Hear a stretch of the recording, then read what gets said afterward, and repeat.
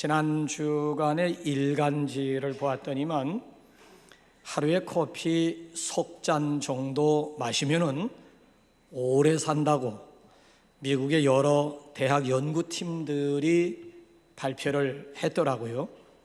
그러면서 그 나름대로의 이유들을 쭉 설명을 하는데 저 같은 경우에는 이해가 되지 않는 부분들이 상당 부분 있었습니다. 혹시 커피 중에 말통 커피에 대해서 들어보셨습니까? 말통 커피. 그러니까 충청도 이남 지역에서는 아주 잘 나가는 그런 테이크아웃 전문 카페가 되겠습니다. 왜 말통 커피냐라고 했더니만 두 가지 이유가 있었습니다. 우선 양을 많이 주기 때문에 말통 커피라고 합니다. 커피 잔이 1리터짜리예요. 1리터. 그러니까 1리터가 어느 정도 되는 줄 아십니까? 다른 잔이 없어요. 한 가지 잔밖에 없습니다. 1리터 이따만한 컵에다가 왕창 담아주는데 값은 2,500원이더라고요. 그러니까 그거 테이크아웃이니까 그거 가지고 다니면서 하루 종일 커피를 마시는 거예요. 우선 양을 많이 주기 때문에 말통 커피라고 그러고요. 또 한 가지 이유가 뭔 줄 아십니까? 제가 직접 가서 커피를 마시면서 이쪽 지역에는 없고요. 유일하게 문산 지역에 한 군데가 있어서 동료 목사님들과 더불어 격려차 갔다가 커피를 마시면서 사진 하나 찍어 왔어요. 거기서 제가 인스피레이션을 얻게 된 것입니다. 한번 제가 찍어온 사진 한번 보실래요? 저 위에 뭐라고 글씨가 써 있습니까? 커피 말을 통하게 하다. 커피 말을 통하게 하다. 말통 커피예요. 말을 통하게 하다 해서 말통 커피가 된 거예요. 가만히 생각해 보니까 말이 되더라고요. 요즘 젊은 사람들은요 1,000원짜리 1,500원짜리 라면 먹고 커피숍에 가서 4,500원짜리 내지 5,000원짜리 커피 마십니다. 이해가 되세요? 자, 이를 가리켜서 뭐라고 표현하지요? 배보다 배꼽이 더 크다고 표현을 해요. 우리 같으면 5,000원짜리 아니면 4,500원짜리 밥 먹고 200원 아니면 300원 자판기에 넣어가지고 커피 마십니다. 안 그렇습니까? 그러길래 당신을 50세대라고 얘기를 하는 거예요. 이게 50세대들의 보편적인 생각들이에요. 근데 젊은 사람들은 절대 그렇지 않습니다. 1,000원짜리 1,500원짜리 그냥 분식으로 때우고 그 다음에 커피만큼은 그럴듯한 숍에 가가지고 그럴듯한 분위기 속에서 커피를 마신다는 거예요. 그 나름대로의 이유가 뭔 줄 아십니까? 커피가 대화를 아주 풍성하게 하고 특별히 말을 통하게 한다고 믿기 때문에 그렇습니다. 말통 커피의 원조는 충청도 원산도에 위치한 원의 교회를 담임하고 있는 안대정이라고 하는 젊은 목사에 의해서 시작된 사업입니다. 시골교회에 있는 목사님이 생계수단으로 뿐만이 아니라 특수 목회의 일환으로 시작을 한 거예요.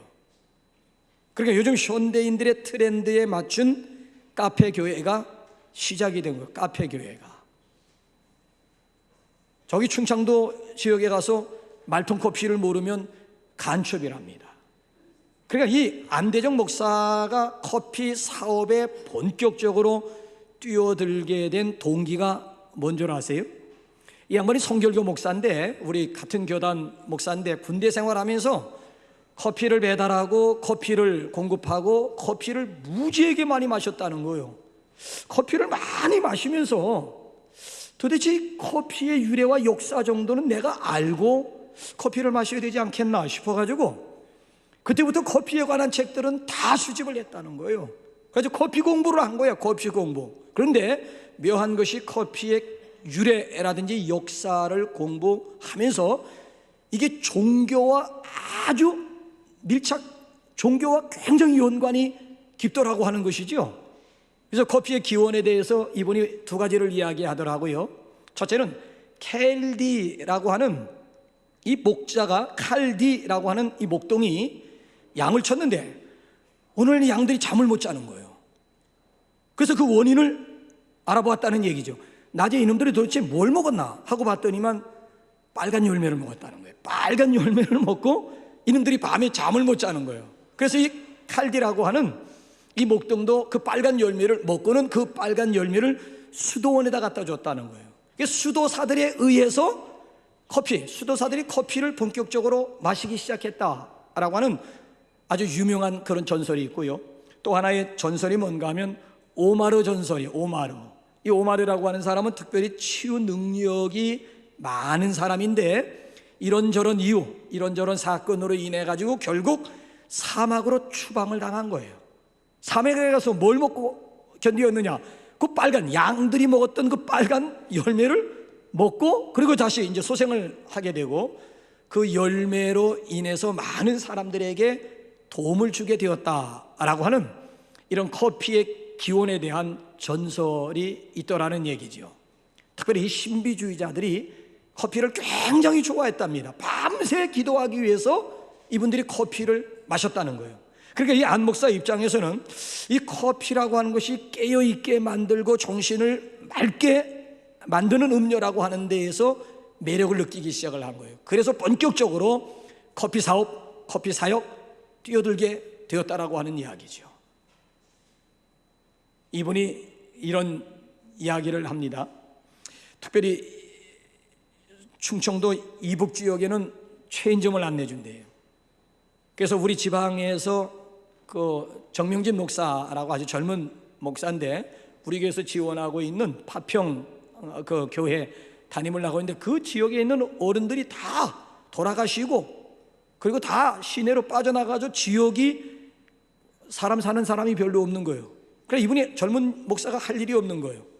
그래서 지금 젊은 목사가 충청 이남 지역에서는 수십 개의 어마어마하게 프랜차이즈로 지금 굉장히 확대되고 있다는 얘기를 듣고 안 목사를 찾아갔는데 거절당한 거예요. 서울 쪽에는 절대 체인점 안 내준다. 계속 몇 번씩 찾아가면서 사정을 해가지고 결국 따냈어요. 체인점을 따내가지고 문산에다가 이제 오픈을 해서 우리 목사님들이 젊은 목사님 한번 격려하자, 가자. 가서 이렇게 커피를 마시면서 쭉 둘러보니까요, 문구가 마음에 확 들어오는 거였지요. 커피, 말을 통하게 하다. 커피가 말을 통하게 해? 그래서 말통 커피야? 가만히 있자. 커피가 말을 통하게 해? 아닌데. 나는 커피를 좋아하는 사람이 아니기 때문에 아닌데. 커피가 말을 통하게 해? 그거 아닌데. 성령님이 말을 통하게 하는데. 거기서 제가 힌트를 얻고는 그 말통 커피 그 로고를 제가 지금 패러디 한 거예요. 성령 말을 통하게 하다. 성령 말을 통하게 합니다. 자, 여러분 한번 보세요. 말통 커피, 커피 말통. 우리 시대에 지금 절실한 문제가 아닐까요? 원래 우리 인간은 어떤 존재로 지음을 받았는가 하면은 모든 피조물들 가운데 유일하게 하나님과 교제할 수 있는 하나님의 형상대로 지음받은 인격체였습니다. 그러니까 모든 피조물들 중에서 인간만이 하나님의 형상대로 지음을 받아 하나님과 교제할 수 있는 유일한 존재였습니다. 그러니까 에덴 동산이라고 하는 것은 좋은 환경과 각종 과일, 열매들이 있어서 에덴 동산이 된 게 아니에요. 에덴 낙원이라고 이야기할 때에는 그 속에는 하나님과의 소통이 이루어지고 하나님과의 만남이 있기 때문에 그래서 에덴 낙원, 에덴 동산, 에덴 천국을 이룰 수가 있었던 겁니다. 자, 그런데 죄로 말미암아 하나님과의 소통 관계가 불통 관계로 바뀌어지게 됩니다. 아십니까? 아담아 내가 어디에 있느냐? 자, 이럴 때 아담이 뭐라고 응답하는 줄 아세요? 내가 벗었으므로 두려워하여 숨었나이다. 아니, 하나님께서 지금 아담이 어디 숨어 있는지 보세요. 그 전까지만 해도 하나님을 기다리는, 하나님과 교제하면서 하나님과 소통하기 위해서 기다리는 존재였. 근데 죄를 지음으로 말미암아 이제는 하나님을 기다리는 존재가 아니라 하나님을 피하여 숨는 존재가 되어버리고 만 거지요. 그래서 하나님께서 나타나셔가지고 아담아 내가 어디에 있느냐 했더니만 아담이 뭐라고 응답을 하고 있는가 하면은 내가 벗었으므로 두려워하여 숨었다는 거예요. 하나님이 지금 장소를 묻고 있는 게 아니라고요. 지금 하나님이 어디 숨어 있는지 그거 찾아내지 못해가지고 아담아 내가 어디에 있느냐, 하나님이 지금 이거 지금 묻고 있는 것 아니거든요. 상태를 묻고 있는 거예요. 현 주소를 묻고 있는 거예요. 아담아, 내 현 주소가 뭐냐? 현 주소가 어디냐? 아담의 지금 현재 상태를 지금 묻고 있는 질문임에도 불구하고 전혀 엉뚱한 대답을 하고, 하나님과 이 소통이, 이 말이 통하진 않아요. 아니 그 전까지만 해도 하나님과 말이 통해서 에덴 낙원, 에덴 동산을 이룰 수가 있었는데 죄로 말미암아 더 이상 하나님과 말이 통하지 않게 된 거예요. 그러니까 오늘날의 사후정이라고 하는 것은 그 뿌리를 찾아보게 되면 에덴 동산에서 동문서답이라니까요. 전혀 지금, 아니 하나님과 아담과 지금 대화를 하고 있는 것 같지만 전혀 대화가 되지 않는 거예요. 저기 경상도 미군 부대가 있는 경상도 어느 마을에서 실제로 있었던 일인데요. 어느 할머니가 새벽 기도 끝나고 이제 집으로 돌아가기 위해서 버스 정류장에서 버스를 기다리고 있습니다. 버스가 자주 있었겠어요? 그래서 이제 더군다나 새벽 끝나고 무렵이니 버스가 자주 있었겠느냐고요. 버스를 기다리고 있는데 미군들이 몇 명이요? 같은 마을에 있으니까 그저 서로 안면은 있겠지요? 굿모닝, 하이 하면서 가볍게 인사. 할머니 정도도 굿모닝이 아니지만 하이 정도는 할 수 있잖아요. 그리고 이제 앉아 기다리고 있는데 마침내 저쪽에서 기다리고 있던 버스가 오는 거예요. 의자에 앉아 있더니 할머니가 너무 반가워가지고 왓데이 하면서 일어났어요. 그러니까 그 옆에 있는 미군이 왓데이, 오늘이 무슨 요일입니까? 라고 묻는 줄 알고 미군이 먼데이, 월요일입니다 라고 대답했어요. 그러니까 이 할머니가 무언데 하고 묻는 줄 알았죠. 저쪽에서 무언데 하고 이제 묻는 줄 알고 버스데이라고 대답을 했어요. 그러니까 저 미군이 또 벌스데이 생일, 벌스데이라고 대답하는 줄 알고 미군이 해피 벌스데이 투 유 하면서 노래를 불러주더라는 거예요. 자, 여러분 보세요. 이 시골 할머니하고 미군이 서로 주거니 받거니 하면서 대화를 하고 있는 것 같지만은 실질적으로 대화가 이루어지는 게 아니에요. 지금 서로 전혀 지금 동문서답하고 있는 그런 상황. 지금 아담과 지금 하나님과의 관계가 지금 이런 관계가 되어져 있는 거예요.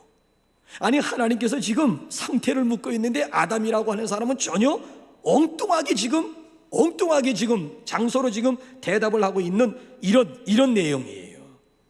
여러분, 그 후에 이 불통의 역사가 결정적으로 어느 사건을 통해서 더 확실해지는 줄 아십니까?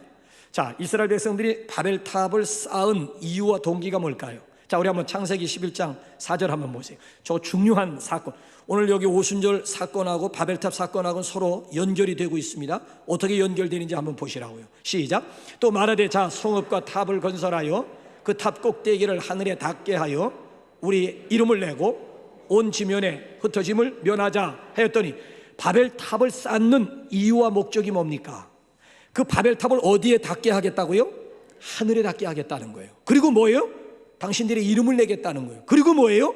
온 지면에 흩어짐을 막아보자라고 하는 심사였어요. 온 지면에 흩어짐을 면하자, 온 지면에 흩어짐을 우리가 막자라고 해서 이런 동기, 이런 목적을 가지고 바벨탑을 쌓기 시작을 했습니다. 자, 하나님의 창조 또는 문화 명령이 뭔 줄 아세요? 창조 명령이 있고 문화, 아담과 하와를 지으신 다음에 하나님께서 창조 문화 명령으로 주신 말씀이 뭔 줄 아십니까? 자, 한번 창세기 1장 27절 28절 한번, 하나님이 아담과 하와를 지으시고 저들에게 주신 문화 명령이 뭔지 한번 보시라고. 시작. 하나님이 자기 형상 곧 하나님의 형상대로 사람을 창조하시되 남자와 여자를 창조하시고 하나님이 그들에게 복을 주시며 하나님이 그들에게 이르시되 생육하고 번성하여 땅에 충만하라, 땅을 정복하라, 바다의 물고기와 하늘의 새와 땅에 움직이는 모든 생물을 다스리라 하시니라. 자, 하나님께서 아담과 하와에게 주신 창조 명령, 문화 명령이 뭐예요? 생육하고 번성하여 땅에 어떻게 하라? 충만하라, 땅을 정복하라. 자, 생육하고 번성해서 땅에 충만해지는 것이 하나님의 뜻이요 하나님의 목적이었습니다. 그런데 바벨탑 쌓는 목적이 뭔가 하면 온 지면에 흩어짐을 막자라고 해서 바벨탑을 쌓은 거예요. 하나님의 이름을 드러내고 하나님의 영광을 드러내겠다고 탑을 쌓은 것이 아니라 자기들의 이름을 드러내겠다고 탑을 쌓은 거예요. 더군다나 우리가 탑을 쌓아서 하늘에까지 닿게 하자. 자, 뭔가 생각나는 게 없어요? 루시포라고 하는 천사장이 무슨 소리? 내가 지극히 높은 곳에 올라 지극히 높은 이와 비길이라. 여러분, 천사장이 사탄이 될 때에 그 생각하고 바벨탑 시대의 사람들의 생각하고 일맥상, 아니 인간들이 탑을 쌓은들 하늘에까지, 하나님이 계신 하늘에까지 탑을 쌓을 수 있는 겁니까? 이 얼마나 이 교만한, 하나님의 이름이 아닌 당신들의 이름이요. 더군다나 하나님은 생육하고 번성해서 땅에 충만, 온 땅을 정복하라라고 하는 것이 하나님의 문화 명령이었음에도 불구하고 온 땅의 흩어짐을 면하자, 흩어짐을 막아보자. 자, 이런 교만한 인간들을 향한 하나님의 심판, 하나님의 저주가 뭔 줄 아세요? 이게 중요한 거예요. 하늘 높은 줄 모르고 교만한 인간들을 향한 하나님의 저주, 하나님의 심판이 창세기 11장 6절 이하에 나와 있습니다. 우리 한번 다 같이 한번 딱 한 가지 시작. 여호와께서 이르시되 이 무리가 한 족속이요 언어도 하나이므로 이같이 시작하였으니 이후로는 그 하고자 하는 일을 막을 수 없으리로다. 자, 우리가 내려가서 거기서 그들의 언어를 혼잡하게 하여 그들이 서로 알아듣지 못하게 하자 하시고, 여호와께서 거기서 그들을 온 지면에 흩으셨으므로 그들이 그 도시를 건설하기를 그쳤더라. 그러므로 그 이름을 바벨이라 하니 이는 여호와께서 거기서 온 땅의 언어를 혼잡하게 하셨음이니라. 여호와께서 거기서 그들을 온 지면에 흩으셨더라. 교만한 인간들을 하나님께서 어떻게 내리치셨습니까? 언어였습니다. 언어. 원래는 말이 하나고 언어가 통일되어 있었습니다. 자, 여러분 창세기 11장 1절 한번 보세요. 한번 보세요. 분명히 말씀합니다. 시작. 온 땅의 언어가 하나요, 말이, 그 당시까지만 해도 온 땅의 언어가 통일되었다는 거예요. 하나에 하나, 말이 하나고 언어가 하나였다라고 하는 얘기예요. 그런데 교만으로 인한 죄 때문에 하나님께서 언어를 치셨다라고 하는 얘기죠. 그때부터 말이 나누게 되었고 언어가 각기 다른 언어로 나누게 되었고, 아니 그러니 바벨탑 공사가 진행되겠습니까? 어이 박씨, 벽돌 좀 갖다 줘. 그랬더니 지푸라기 가져오는 거 있지요. 어이 김씨, 거기 자갈과 모래 좀 갖다 줘. 그랬더니만 물을 또, 이 공사가 더 이상 왜? 서로 언어를 하나님이 완전히 막 섞어놓고 언어를 혼잡하게 언어를 쳐버린 거예요. 언어를 단순하게 하나님의 심판이 언어를 쳐버린 거예요. 더 이상 바벨탑을 쌓을 수가 없었던 거죠. 그래서 말이 통하는 사람들끼리 335 짝을 지어 흩어지게 되어서 오늘의 이 세계의 모습을 이루게 되었다는 얘기죠. 그래서 이 불통이라고 하는 것은 교만한 인간을 향한 하나님의 심판이요 하나님의 채찍이었다라고 하는 이야기지요. 여러분들은 어떠십니까? 서로 소통하세요? 가족들 간에, 이웃들 간에, 교우들 간에, 친구들 간에, 아니면 동료들 간에 말이 통하십니까? 서로 소통하십니까? 하나님과 여러분의 관계는 어떠하십니까? 소통이 됩니까? 그 소통의 정도 어느 정도예요? 하나님과의 친밀감을 얘가 묻고 있는 거예요. 하나님과 내가 소통하는 관계라면 어느 정도의 친밀감을 여러분들이 시간마다 경험하실 수가 있느냐라고 하는 얘기죠. 혹시 우리 가운데 지금 사오정과 같은 그런 삶을 살고 계시는 분들은 없으세요? 같은 공간에 있으면서도 벽을 느끼시는 분들 없으시냐고요. 한의학에 보게 되면은 통하지 않으면 통이 온다라고 하는 말이 있어요. 불통이 곧 고통이라고 하는 그런 뜻이지요. 여러분들 같은 경우에는 어떠십니까? 특별히 미국의 경영학자 가운데 피터 드러커라고 하는 사람이 회사가 실패하는 이유 가운데 60%가 회사원들 상호 간의 의사소통이 결여가 되어 있기 때문이라고 지적을 해요. 회사가 무너지고 회사가 망하는 이유는 그 회사를 구성하고 있는 그 회사 사원들 간에 서로 의사소통이 안 되기 때문이라고 얘기를 하고 있더라고요. 자, 부부 상담의 권위자는 퀴베이라고 하는 사람이 부부 상담의 최고 권위자라고 할 수가 있는데, 이 양반이 오랜 경험을 통해 가지고 이혼하는 부부들의 절반 이상이 의사소통에 문제가 있더라는 거예요. 의사소통 때문에 절반 이상이 이혼을 하고 있더라는 거예요. 어느 범죄 심리학자가요, 범죄자들을 대상으로 해서 연구를 해보았다는 거잖아요. 이 범죄자들의 90%가요 대화나 교제의 장애를 앓는 사람들이래요. 대화한다든지 아니면 서로 교제하는 데 있어서 장애인들이래. 장애인. 이 사람들이 거의 범죄자로 나타나고 있더라는 그런 얘기를 해요. 어떤 분이 또 무슨 연구를 했는가 하면, 사회적으로 성공했다는 여자들 있잖아요. 성공했다는 여자들을 대상으로 해서 조사를 해보았는데요, 공통점이 하나가 있었어요. 그 공통점이 뭔 줄 아십니까? 밖에서 성공하는 여자들은 집안에서 아버지와 대화가 되고 소통이 잘 이루어지는 여성들이 결국 밖에 가서도 성공적인 삶을 살 뿐만 아니라 리더가 되더라는 거예요. 이게 놀라운 얘기라고요. 집안에서 어머니가 아니에요. 집안에서 아버지와 대화가 되고 소통이 원활한 여자들일수록 밖에 나가서 성공할 수 있는 확률이 그만큼 높더라는 거예요. 옛날에는요, 이혼하는 이유 가운데 1순위가 뭔 줄 아십니까? 성격 차이예요. 성격 문제예요. 성격 차이. 저 인간하고 성격이 맞질 않아서 도대체 못 살겠어. 그래가지고 건너지 못할 강을 건너는 분들이 많았는데, 오늘에 와가지고는 1순위가 바뀌었어요. 부부가 이혼하는 이유 가운데 1순위가 뭔 줄 아십니까? 대화가 안 통한다는 거예요. 대화가 안 된다는 거예요. 같은 공간 속에, 한 이불 속에 살고 있으면서도 남편과 아내 사이에 대화가 안 된다는 거예요. 대화가 안 통한다. 그래가지고 그게 이혼의 이유가 돼요. 여러분, 소통의 비결이 어디에 있을까요? 아나운서 출신의 이수경 씨가 맛있는 대화법이라고 하는 책을 썼는데, 그 책을 보게 되면은 간단하게 얘기하더라고요.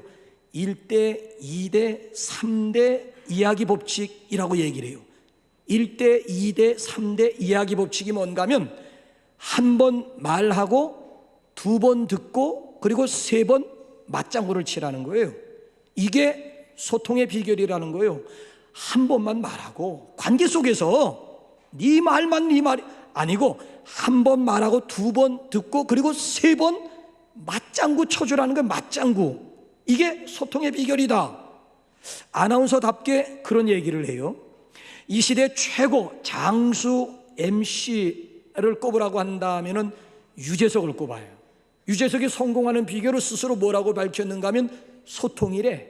그러면서 유재석이 자기 자신이 소통의 원리 9가지를 인터넷에 공개를 했어요. 내가 성공할 수 있는 비결은 다른 데 있지 않고 소통이 잘 된대. 소통의 달인이래. 스스로가 소통의 달인이라는 거예요. 그러면서 내가 어떻게 소통하는 줄 아느냐? 그러면서 9가지 원리를 소개를 했어요. 참고해 보세요. 여러분들의 문제가 어디에 있는지 한번 객관적으로 한번 평가 한번 해보시라고요. 자, 시작. 앞에서 할 수 없는 말이라면 뒤에서도 하지 마라. 칭찬이 발이라면 험담은 날개가 있다는 거예요. 칭찬에 발이 있으면 험담은 날개가 있다는 거예요. 앞에서 할 수 없는 말이라면 뒤에서 절대 안 한다는 거예요, 자기는. 자, 2번째 원리. 시작. 말을 독점하면 적이 많아진다. 말수를 줄이고 될 수 있으면 들으라는 거예요. 들을수록 내 편이 많아진다는 거야. 말을 많이 하면 적이 많이 생기지만 내가 많이 들으면 들을수록 그 사람들이 다 내 편이 되어줘. 내 편이. 3번째 원리 한번 또 보세요. 유재석의 시작. 목소리의 톤이 높아질수록 뜻은 왜곡된다. 목소리 큰 놈이 이긴 놈, 이거 옛말이라는 거야.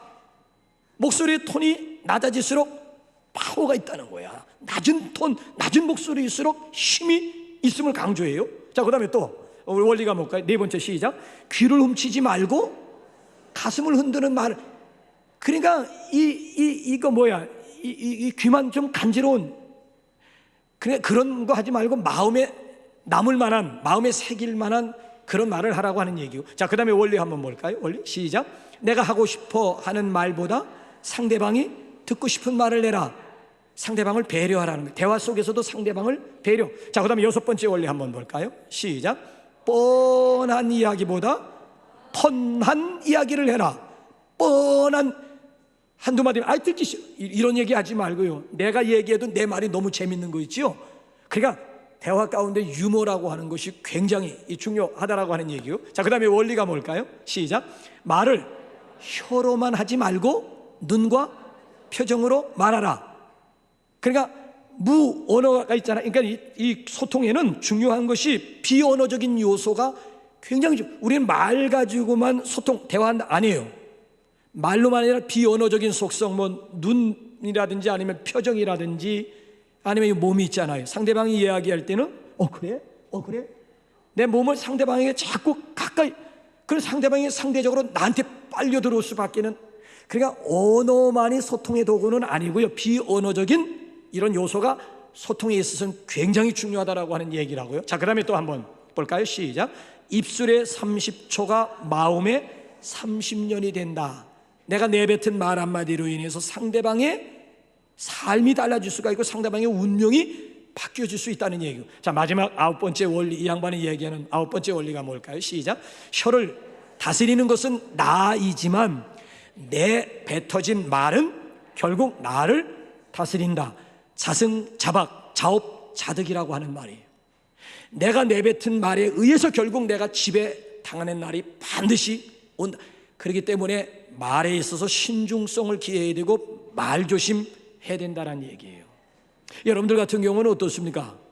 자, 어디에 소통에 문제가, 여러분 스스로가 어디에 문제가 있다고 생각합니까? 뭐 이수경 씨나 무슨 유재석 씨의 소통의 비결도 중요하지만 우리가 그리스도인이라면은 성경은 이에 대해서 무엇이라고 말씀하고 있을까? 자, 불통의 아픔이 어떻게 소통의 기쁨으로 바뀌어질 수가 있을까요? 한마디로 말씀드리면 오늘 본문 말씀이 해답입니다. 자, 바벨탑 사건으로 인해서 언어가 혼잡, 말이 통하지 않아요. 대화가 되지 않는 이런 역사, 이런 유래를 가지고 있어요. 자, 바벨탑 사건이 어디에서 극복이 되고 있는가 하면 오순절 마가의 다락방에서 극복이 됩니다. 이것이 바로 성령 강림 사건이 폐 일어나고 의사소통에 있어서 비결은 어디에 있느냐? 성령 충만함에 있습니다. 여러분, 이 불통의 역사라고 하는 것은요, 교만의 결과라고요. 교만, 하나님의 말씀에 대해서 인간이 교만하고 불순종함으로 벌어진 일들이라고요. 그러니까 이 불통의 역사를 소통의 역사로 바꾸는 것은 성령님이 하신다는 거예요. 성령님만이 하실 수가 있다는 거예요. 그래서 여기 본문 말씀 3절 말씀을 보게 되면은 성령이 각 사람에게 임하는 성령의 기름 부으심, 성령의 임재에 대해서 불의 혀로 얘기합니다. 혀. 그러니까 성령과 이 혀는 밀접한 연관이 있다는 거예요. 그러니까 아예 가시적으로 성령이 임했다니까, 성령이 강림하는 것이 눈으로 보였다니까. 그 눈으로 어떻게 보였는가 하면 혀가 불 모양의 혀로 각 사람에게, 불의 혀라니까. 혀. 그러니까 이 성령과 혀, 성령과 언어, 성령과 말은 굉장히 밀접히 연결이 되어 있다는 얘기죠. 자, 그래서 한번 보세요. 오순절 마가의 다락방에 성령님이 강림하심으로 말미암아 어떤 현상, 어떤 결과가 나타나게 되었는지, 한번 바벨탑 사건이 어떻게 지금 극복이 되고 있는지 구체적으로 한번 두 가지 한번 보세요. 자, 첫 번째 한번 4절 한번 우리 다 같이 한번 읽어볼까요? 4절 시작.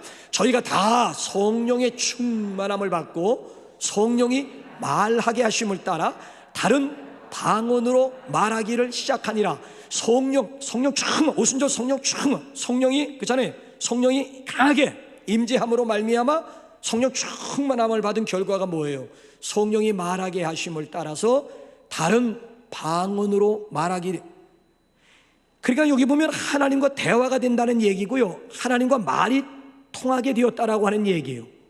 그러니까 하나님과 대화를 가능하게 하는 요소가 성령 충만함으로 말미암아 먹통, 불통이 소통이 될 수도 있고, 하나님과 더불어 말문이 트여지게 되고 대화가 가능하게 된 것은 성령의 역사라고 하는 거예요. 성령, 여러분 방언 은사 여러분들 받아보셨어요? 방언 은사 하십니까? 방언 기도 하십니까? 방언의 은사 받아보셨어요? 방언 은사 받지 못한 사람들과 방언 은사 받은 사람들의 차이점은 기도를 보면 압니다. 방언 은사 받지 못한 분들은 5분 기도하면 미천이 떨어져 가지고 할 말이 없어요. 10분, 20분 기도하면 더 이상 할 얘기가 없어서 맹송맹송파들이 됩니다. 저것들은 뭐 저렇게 기도 제목이 많아 하면서 열심히 기도하는 사람들 보면 다 이상한 거야. 아니 나는 아무리 쥐어짜고 또 쥐어짜고 해도 5분이면 다 끝나버리는데, 아니 저 사람은 30분, 1시간 내도 계속.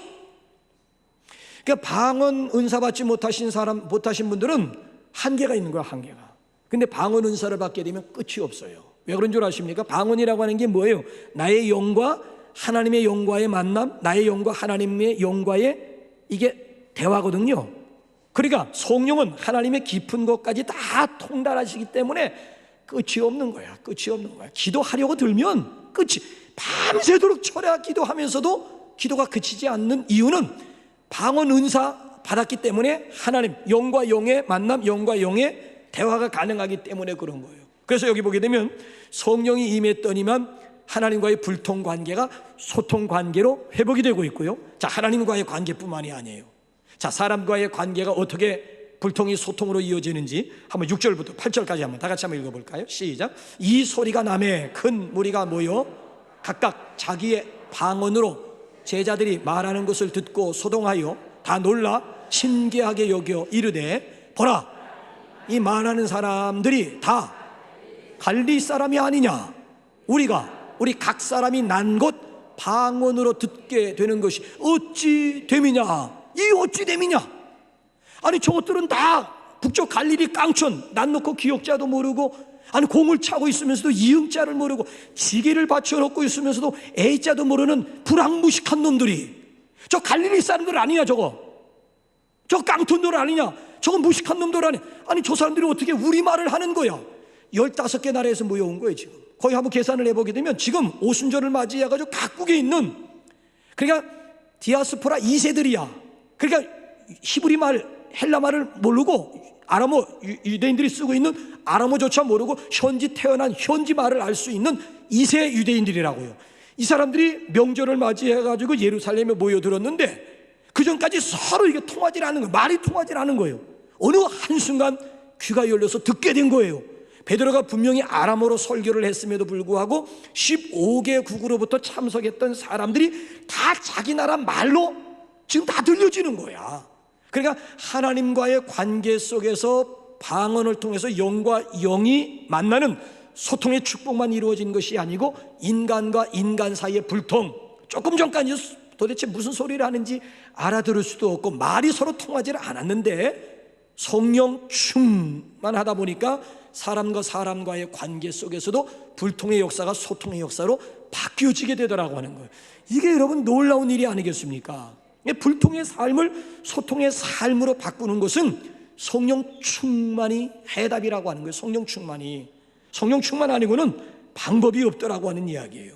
자, 그럼 여러분은 어떻게 성령 충만할 수가 있을까요? 성령 충만하기만 하면 하나님과 소통이 가능해요. 성령 충만하기만 하면 우리 서로의 관계 속에서도 소통의 기쁨을 우리가 누릴 수가 있어요. 어떻게 성령 초대 교인들 모양 어떻게 우리가 성령 충만할 수가 있을까? 이 문제에 있어서는 영성학자 가운데 영성이 상당히 맑으면서도 굉장히 깊으신 분이 책을 통해서 만난 R.A. 토레이 신부님이에요. R.A. 토레이 신부님이 쓴, R.A. 토레이 박사님이 쓰신 그 책을 보게 되면 영성이 얼마나 깊은지 몰라. 이런 분이 다 그곳에 이런 분이 있을까 싶을 정도로, 이분이 어떻게 목사가 아니고 신부가 되어, 나 그게 조금 불만입니다만, 이런 분이 목사가 아니고 어떻게 신부였을까? 신부 중에서도 어떻게 이런 영성, 뿌리 깊은 영성을 가지고 있는 이런 분이 나올 수가 있을까? 아주 의아할 정도인데요. 이분이 성령 충만 받는 비결 4가지를 얘기합니다. 예수 그리스도께서 십자가의 죽으심을 깊이 신뢰하십시오. 두 번째로는 자신의 죄를 철저하게 고백하고 회개하십시오. 셋째, 예수 그리스도께 헌신하십시오. 마지막 4번째로 가장 중요하게 생각하는 것이 뭔가 하면 성령님을 사모하며 간절히 기도하십시오. 성령님을 목말라 하면서 간절히 구하십시오 라고 조언을 하고 있어요. 자, 오늘 여기 본문에 나와 있는 초대 그리스도인들이 어떻게 다 몽땅이라, 120명이 마가의 다락방에 올라가서 어떻게 몽땅 다 다 성령 충만 받을 수가 있었을까? 한번 이 2장의 결과를 1장의 원인에서 찾아볼까요? 자, 사도행전 1장 13절 14절 한번 볼까요? 어떻게 해서 그 오순절날 마가의 다락방에 모여있던 신자들 120명 몽땅 한 사람도 예외 없이 다 성령 충만 받을 수가 있었느냐? 그 이유가 1장에서 나타나고 있어요. 자, 시작. 들어가 그들이 유호하는 다락방으로 올라가니 베드로, 요한, 야고보, 안드레와 빌립, 도마와 바돌로메, 마테와 및 알페오의 아들 야고보, 셀루신 시몬, 야고보의 아들 유다가 다 거기 있어 여자들과 예수의 어머니 마리아와 예수의 아우들과 더불어 마음을 같이하여 전혀 기도에 힘쓰니라. 전혀 기도에 힘. 예수님의 12명의 제자들은 물론이고 예수님의 어머니는 물론이고 예수님의 육신의 동생들은 물론이고 나머지 120명의 성도들과 더불어 무엇을 했다고요? 마음을 같이하여 오로지, 먼저 성경을 보게 되면 전혀 기도에 힘쓰니라고 그랬어요. 전혀 기도에 힘쓰는 가운데 그 앞 13절 이 앞에 나와 있는 내용을 보게 되면 예수님이 승천하시기 전 마지막으로 분부한 내용이 있습니다. 예루살렘 떠나지 마라. 아버지의 약속하신 성령 받기까지는 절대 갈릴리 북쪽 지방 갈 생각하지 말고 예루살렘에 머무르라고 예수님께서 마지막으로 분부했어요. 이 사람들 다 지금 거의 갈릴리 출신들이야. 지금 남유대에 있을 사람들이 아니라고요. 지금 빨리 지금 자기 집으로 자기 고향으로 돌아가야 될 사람들이야. 자, 그럼에도 불구하고 예수님께서 아버지가 약속하신 것을 받기까지 예루살렘에 머무르라고 얘기를 합니다. 그 말씀 받들어 예루살렘에 머물면서 뭐 했다고요?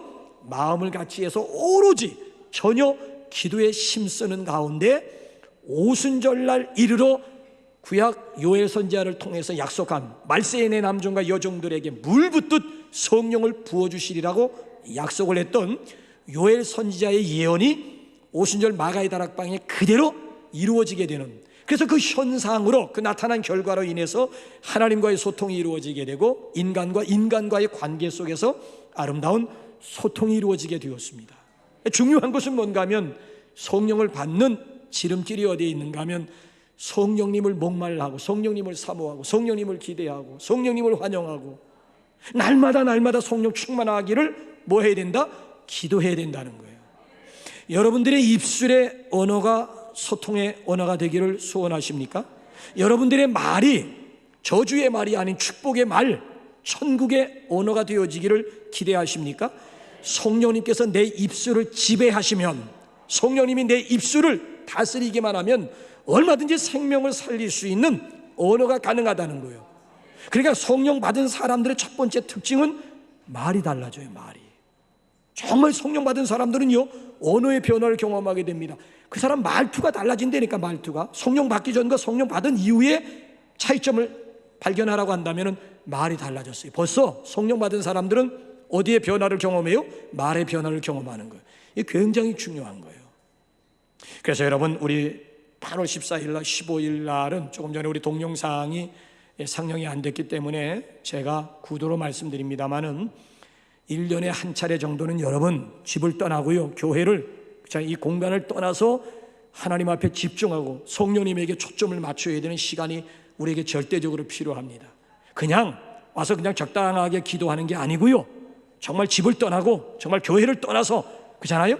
정말 어디에 집중, 1박 2일이지만은 우리가 성령 하나님에게, 성령에게 집중하는 시간이 반드시 이런 경험을 통해서 우리가 성령 충만함을 경험할 수가, 이런 계기를 통해 가지고 성령의 기름 부으심이 이런 것이로구나라고 하는 것을 몸으로 체험하고 몸으로 경험할 수가 있는 거예요.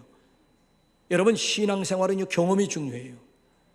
경험이 없으면요 이지주의적인 냉랭한 신자가 될 수, 그러니까 이 머리도 중요하지만 가슴도 중요한 거예요. 이 가슴이 뜨고, 이거는 성령의 기름 부으심, 성령 충만하지 않고는 우리의 가슴이 뜨거워질 수가 없는 거예요.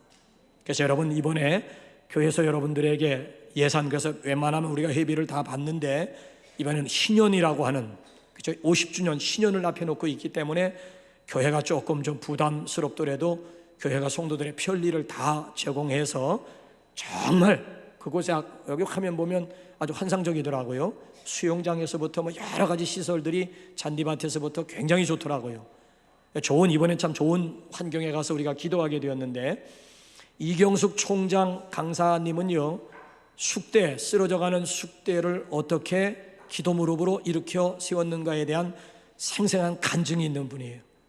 그러니까 실제적인 그분의 간증 우리 1시간 듣고, 그리고 뜨겁게 우리 엎드려서 무릎 꿇고 하나님 앞에 우리 기도하면서 성령의 임재를, 그래서 금년에 성령 수양회가 없죠. 인카운터 수양회도 없습니다. 그 대신 전교인 산상 기도회가 1박 2일 동안 기획이 되어 있습니다. 이런 기회들을 여러분 놓치지 마시고요, 우리 성령님을 목말라 하면서 간절히 기도해서 성령 충만을 경험할 수 있는, 또 예배 시간에도 보게 되면 성령 받지 못한 사람들은요, 특징이 뭔 줄 아세요? 설교가 귀에 들어오질 않아요. 마음에 와 닿질 않아요. 왜? 성령을 받지 못했기 때문에 설교가 귀에 들리지 않고 마음에 와 닿질 않아요. 그냥 30분 동안 그럼 뭐 하느냐? 내가 듣고 싶은 말만 듣고자 해요. 30분 동안 설교가 선포가 돼도요, 내가 듣고자 하는 말만, 듣고 싶은 말만 듣지요, 그 설교 전체를 하나님의 말씀으로 받아들이질 못하는 거예요. 왜? 마음에 와 닿질 않는데, 귀에 들리질 않는데, 그냥 듣다가 어쩌다가 그저 웃기는 얘기나 하면 그 얘기는 들어와. 유머, 조크 같은 거는 들어와. 그러니까 내가 듣고자 하는 말만 들으려고 하지요, 이 설교 자체를 하나님의 음성으로, 하나님의 레마로 받아들이려고 하지. 근데 여러분, 성령 받은 사람들은 설교가 귀에 들어와요. 마음에 와 닿아요. 공감이 돼요. 그렇구나, 아멘, 깨달음이 오고, 그런데 반응이, 나도 모르게 반응이 나와요. 그렇구나, 가슴에 와 닿아요. 그래서 그 말씀이 일주일 동안 생활 속에서 실제적으로 능력으로 또 나타나기도 해요. 이게 성령 충만, 성령 받은 사람과 성령 받지 못한 사람의 두드러진 차이점이라고 하는 거예요. 어떻게 여러분들 주일 설교가 귀에 들려지십니까? 가슴에 와닿습니까? 성령 충만한 사람들이지요. 저 목사가 지금 무슨 얘기를 하는 거야? 성령 받지 못. 이런 분들일수록 특별히 이번 산상성에 와서 하나님 앞에 엎드리고 성령님에게 집중하는 시간이 필요한 거예요. 그래서 귀가 열려야 되고요, 가슴이 열려야 되는 거예요. 믿음 생활은 머리 가지고 하는 것이 아니라 가슴, 무릎으로 믿음 생활하는 거예요. 매 시간마다 하나님의 음성이 들려지게 되고, 여러분 가슴이 우리 주를 향해서 뜨거워질 수 있기를 주님의 이름으로 축원합니다. 오늘은 오소서 진리의 성령님이 아니시고 우리 3부 우리 솔리스트가 나와서 글로리아 남성 중창단이 나와서 우리 특송하면서 주일 예물 하나님 앞에 드리겠습니다. 지난번에는 글로리아 여성 중창단에서 특송을 했는데, 이번에 남성 중창단이 특별 찬양을 준비해서 하나님께 영광을 올려드리겠습니다. 우리 준비한 예물 하나님 앞에 봉헌합니다.